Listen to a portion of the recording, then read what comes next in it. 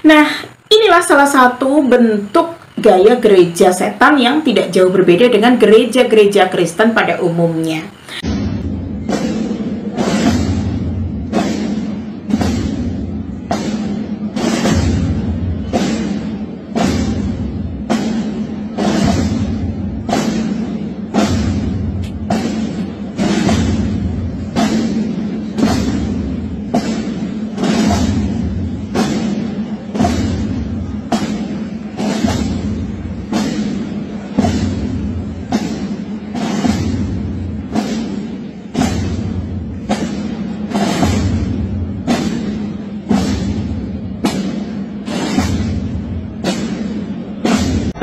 Bagaimana saya terlibat dalam sekte tersebut? Saya terlibat dalam sekte Satanic Church ini mulai dari mama saya, dari orang tua saya. Dari apa yang kalian bisa dengar sendiri melalui bapak ini, yang mana dia adalah salah satu dari 7 jenderal gereja setan yang sudah bertaubat. Coba deh kalian dengarkan bagaimana kisah selengkapnya.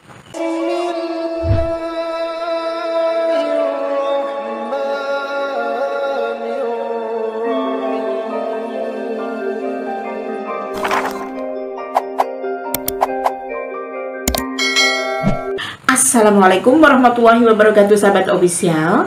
Apakah kalian sependapat dengan kami bahwa gereja setan itu tidak jauh berbeda dengan gereja-gereja Kristen pada umumnya? Kalau untuk umat Islam pastinya akan setuju ya dengan pendapat ini, namun untuk umat Kristen belum tentu.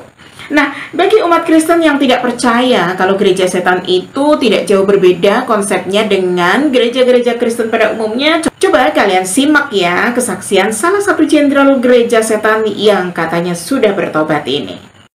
Pada saat ini saya akan memberikan kesaksian singkat tentang keterlibatan saya dalam satu sekte sesat yang namanya The First Satanic Church.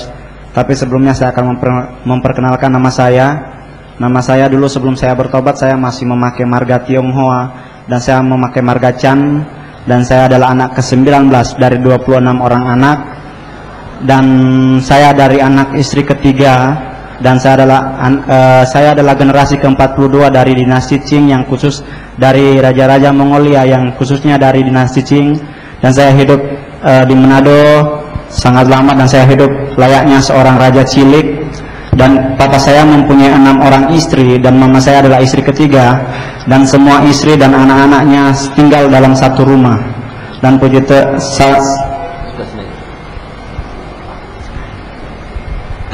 saat ini papa saya udah pulang lagi ke Cina karena kebetulan dideportasi dari Indonesia.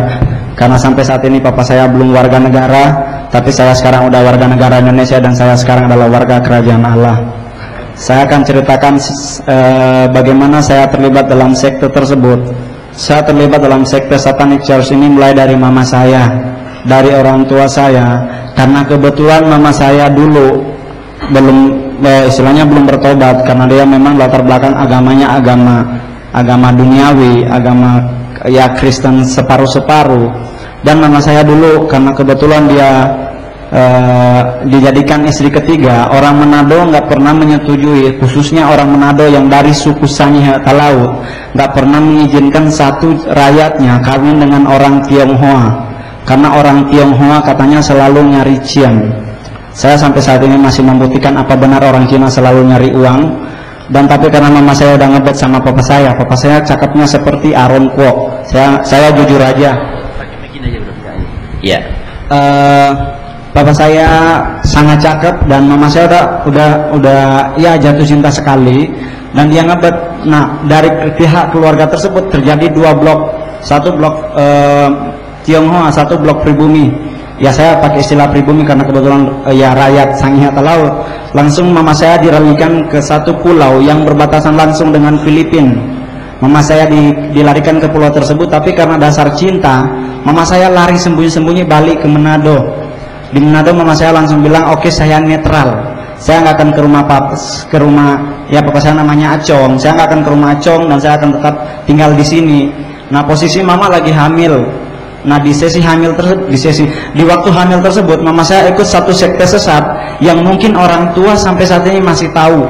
sekitar tahun 1970 sampai 1989 di Jakarta ada satu sekte sesat yang pimpinannya dideportasi dari Indonesia.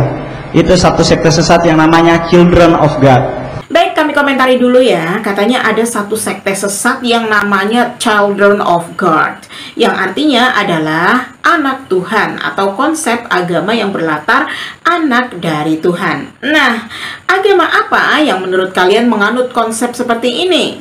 Sudah pasti kalian akan bisa menjawabnya, dan jawabannya sudah pasti adalah Kristen.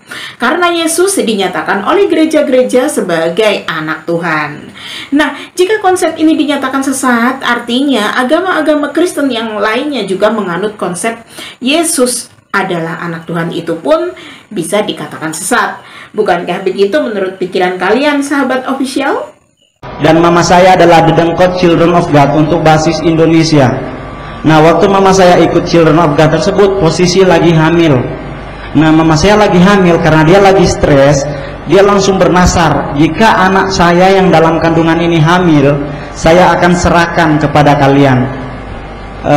Dan mama saya ikut, waktu itu ikut di Children of God. Dia bernasar memang terjadi. Dan dari tahun 89 saya langsung jadi aktif. Dan saya di gereja setan, saya langsung pegang orang kedua. Saya termasuk 7 jenderal utama, dan saya adalah jenderal kedua untuk basis Asia. Yang benua Asia di bawah handle saya sama teman saya satu namanya Brian. Dan puji Tuhan saya sekarang udah pensiun. Karena dulu saya memang jenderal dari gereja setan, tapi sekarang saya posisi udah pensiun, udah purnawirawan, dan saya sekarang melayani Tuhan dengan bersaksi. Karena saya percaya saya kalau bersaksi bisa mengalahkan iblis. Karena kita juga tahu tadi di lagu lewat kesaksian kita akan kalahkan iblis. Nah, saya terlibat di sini sangat lama, dan saya akan jelaskan beberapa hal penting. Karena saya udah kedua kali bersaksi di Rehoboth, saya juga pernah bersaksi di anak-anak muda. Saya akan jelaskan bagaimana cara gereja setan dalam setiap ibadah, itu bagaimana cara ritualnya. Kalau gereja pakai cara ibadah, tapi gereja setan namanya ritual. Nah, dalam ritual gereja setan semuanya mengikuti gaya gereja Kristen yang khususnya karismatik Pantekosta. Berarti termasuk yang GBI, GSJA, yang termasuk di luar Pantekosta, di luar Protestan Katolik, itu tidak dipakai tata liturgi gerejanya, tapi gereja setan ikut gaya gereja Pantekosta karismatik. Nah, kalian sudah mendengar sendiri ya dengan jelas, ibadah gereja setan itu sama seperti dengan ibadah pada gereja Pantekosta dan gereja karismatik. Mantan jenderal setan ini langsung menyebutkan namanya, yaitu gereja Pantekosta dan karismatik. Padahal gereja Pantekosta dan karismatik ini adalah gereja Kristen yang diakui oleh kekristenan pada umumnya karena bertuhan terhadap Yesus sebagai Children of God atau anak Tuhan. Lalu apa bedanya dengan Katolik dan Protestan yang memakai konsep yang sama juga, bahwa Yesus adalah anak Tuhan? Tentu tidak ada bedanya ya sahabat official, karena sejak semula agama Kristen maupun Katolik ini menurut pandangan Yahudi dan Islam pastinya sudah menganut konsep Children of God. Jadi kesaksian mantan jenderal ini tidak ubahnya keluar dari mulut singa lalu masuk ke dalam mulut buaya. Selama tidak keluar dari konsep Children of God, masih saja menganut konsep gereja setan. Karena apapun denominasi Kristen yang menganut konsep Children of God itu, maka sama saja dengan penganut gereja setan. Benarkah komentar kami? Bagaimana menurut kalian sahabat official? Jangan lupa nanti tulis di kolom komentar ya. Nah, dimulai dari perjalanan spiritual si Mongol ini di gereja setan, ia menapaki karir sampai menjadi penghina khotbah para pendeta yang pada akhirnya dia menjadi stand up komedian terkenal. Dan materi yang paling lucu selalu berkaitan dengan gereja ketika akal sehat melawan doktrin bodoh para pendeta. Pendeta banyak bodoh. Tersinggung pendeta. Saya ngomong sama roh saudara, saya ngomong sama jiwa saudara, kamu dan aku. Dengar baik, kamu yang sedang direndahkan sama manusia.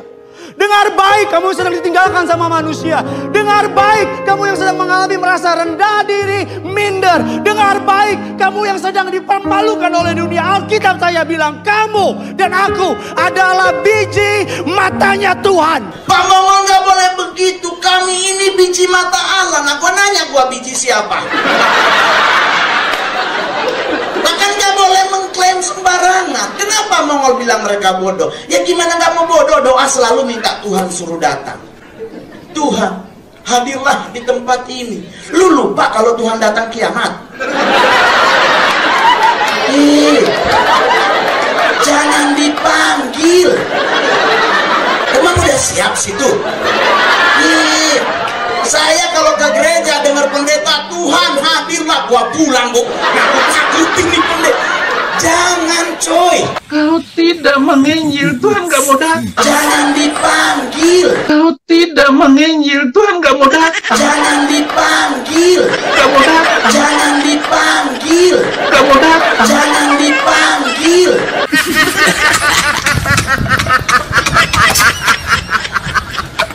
Lu suruh turun, kosong, siapa yang jaga?